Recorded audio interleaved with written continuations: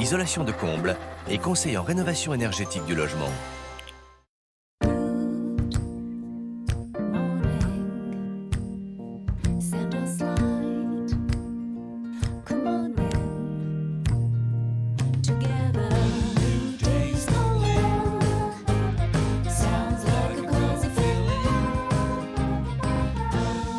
Bonjour à tous, bon réveil et bienvenue à la maison. Aujourd'hui, nous sommes le samedi 21 décembre. Ça approche, hein. Nous resterons ensemble jusqu'à 10h ou presque. Et en cette période de fête, nous vous servirons un télématin plein de paillettes, d'idées cadeaux pour les retardataires, bien sûr.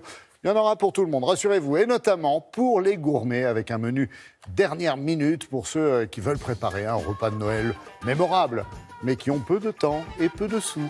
Et puis nous profiterons de l'occasion pour faire une balade féerique au château de Cheverny où les décorations de Noël ont pris possession des lieux. Enfin, nous irons aux Puces de Saint-Ouen, porte de Paris, pour une thématique spéciale jouets vintage. Au cas où vous n'auriez pas d'idées cadeaux, là, il y aura de quoi faire. C'est moi qui vous le dis. Et en fin d'émission, on vous donne rendez-vous pour C'est un monde où nous passerons les fêtes de fin d'année en Italie, au Brésil, au Sénégal et au Canada. Rien que ça, s'il vous plaît. Et en attendant, place à l'actualité avec la toute première édition du journal de la rédaction.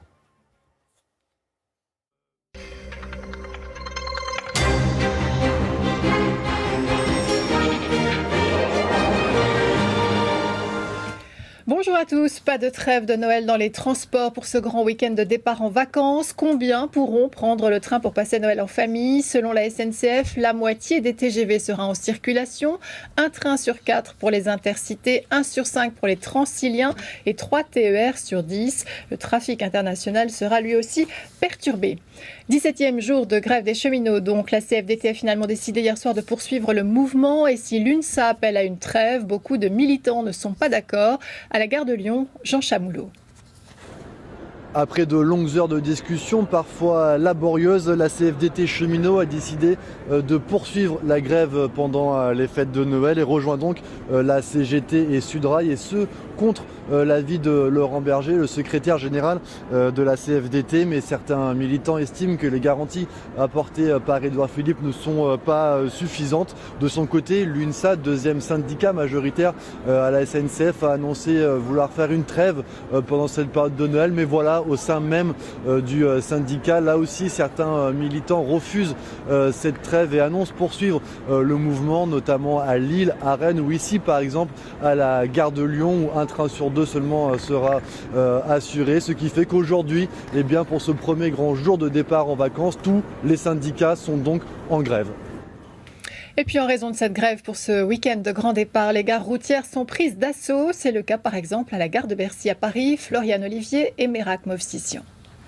C'est la foule des grands départs. Plus de 50 000 voyageurs doivent transiter par cette gare ce week-end. Cette Parisienne va passer les fêtes à Lyon. Elle fait partie de ceux qui avaient anticipé les difficultés.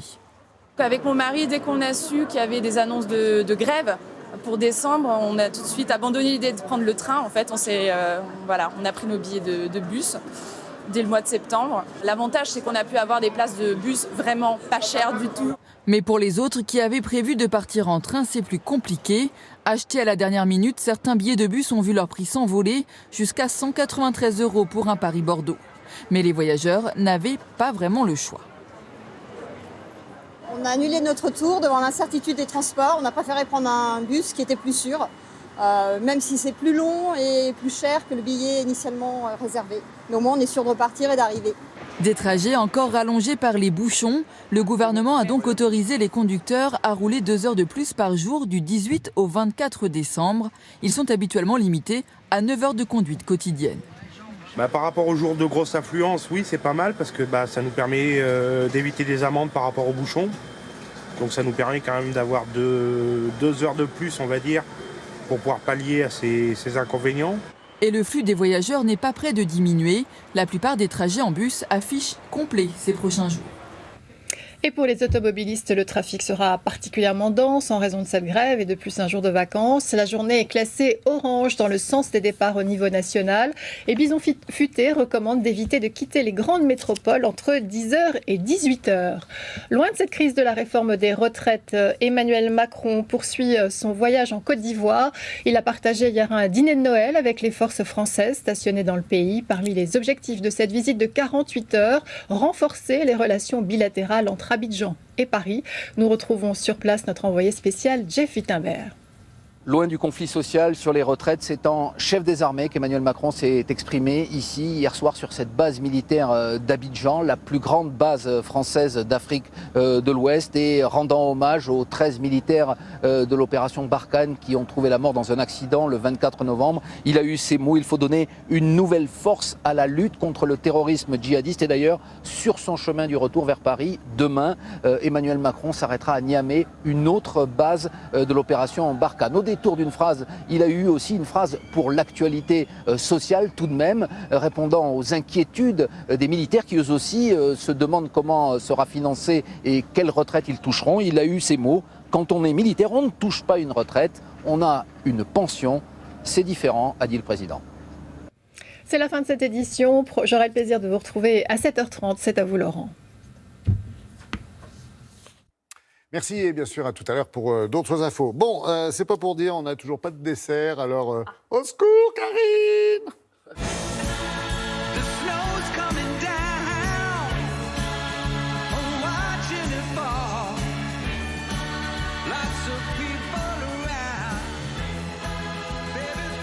Ah, vous avez une chance inouïe parce que Karine est là, effectivement, parce que dans la série J'ai pas le temps, mais je vais faire un super repas de réveillon à la maison, à petit budget, que tout le monde aime et que je peux cuisiner en quasiment un quart d'heure, on va dire même 20 minutes, et qui est pas très à la galerie. Ça en fait des challenges. Oui, c'est beaucoup là, eh bien, pour une vous seule avez femme. choisi, vous, le sorbet. Oui, oui. Aujourd'hui, je me dis, voilà. Non, mais alors, il y a plusieurs choses. Ouais. Déjà, autour d'une Ça me table, fait froid dans le dos. il y a de plus en plus de personnes qui sont parfois allergiques au lactose, au gluten, assis à ça. C'est difficile d'avoir un dessert pour tout le monde. Du coup, faire la queue à la pâtisserie aussi, parfois, on n'a pas le temps, pas l'envie, pour une bûche ou pas le budget. Froid.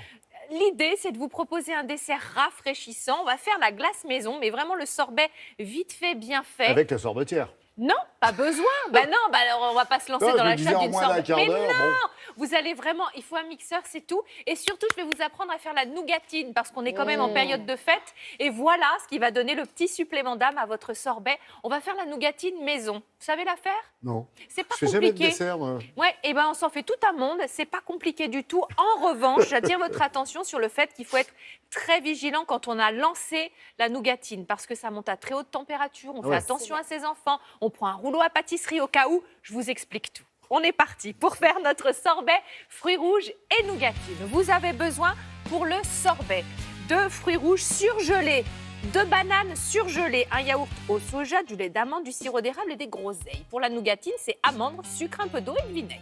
Alors, on y va. Ah. Oui, ça réveille. Fait Je peur. mets un petit peu de yaourt au soja. Vous pouvez mettre un yaourt tout à fait classique, peu importe. Mais vous commencez par ça parce qu'on va donner un petit peu de liquide si vous voulez, parce que notre mixeur, sinon, il aura du mal à mixer les fruits rouges qui sont surgelés. Donc ils sont durs comme du bois. On a mis le yaourt en bas, en premier. Okay. Les fruits, j'ai surgelé 2 bananes. Vous les ajoutez aux patauge dans le fruits yaourt rouges, après, voilà. Et vous pouvez détendre s'il y a besoin avec un petit peu de lait d'amande ou du lait de votre choix. On rajoute pour sucrer tout ça, parce que je vous rappelle que là, il n'y a pas de sucre, un petit peu de sirop d'érable. Vous pouvez mettre du sirop d'agave, vous mettez ce que vous avez envie, mon cher Laurent, et vous allez me mixer tout ça. La glace est... Arrête, c'est quand même pas sorcier, non? Voilà, et surtout... Je suis déjà perdu, moi, si j'ai pas une fiche, là. Arrêtez, tout va dans le mixeur et puis on met dans le congélateur le temps de faire la nougatine. Regardez bien. D'abord, vous allez commencer à mettre dans une casserole le sucre. Nous avons 250 grammes de sucre. On va également ajouter un petit peu d'eau. On a 8 cuillères à soupe d'eau et 4 cuillères à soupe de vinaigre blanc. Ça, c'est important, ça va éviter au sucre de cristalliser ensuite. Vous attendez que ça colore parce que sinon, ça va être tout pâle, on n'en a pas besoin. Là, c'est une feuille de papier cuisson avec de l'huile. Il faut mettre de la matière grasse pour ensuite pouvoir démouler tout ça facilement. Donc, voilà, vous jetez vos amandes, vous pouvez les torréfier au préalable si vous avez envie. Vous allez basculer tout ça sur votre feuille de papier cuisson huilée, je vous le rappelle, vite dans le même temps. Vous recouvrez d'une autre feuille huilée et vous donnez un petit tour de rouleau à pâtisserie. Pas Et c'est trop, fini. Mais il faut vraiment pas trop bien fin. enchaîner les étapes.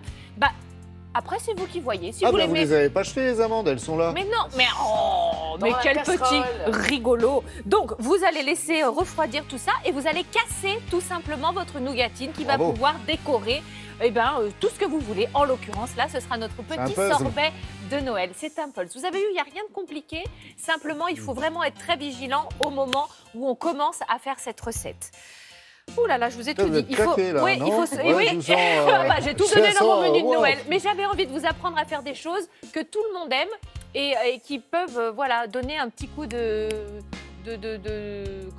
fête à quelque chose de plutôt ordinaire, voilà. Vous faites ça très très rapidement, même la nougatine, je vous ai Non, trouvé je vous bien assure, rapide. oui, c'est vraiment facile à faire. Il faut juste bien respecter les étapes et être très vigilant pour la sécurité. Ça, c'est le dessert. On rappelle quand même Ouais. que jeudi et hier, vendredi, vous nous avez quand même régalé avec des plats qu'on n'a toujours pas vus, bien sûr, et surtout pas goûtés, parce que ça serait trop bien. Bah, dis donc, c'est pour Peut-être Noël. en 2020. Oui, allez savoir. Allez, Donc, alors, on a donc commencé jeudi. avec une salade de fête Ouais. jeudi.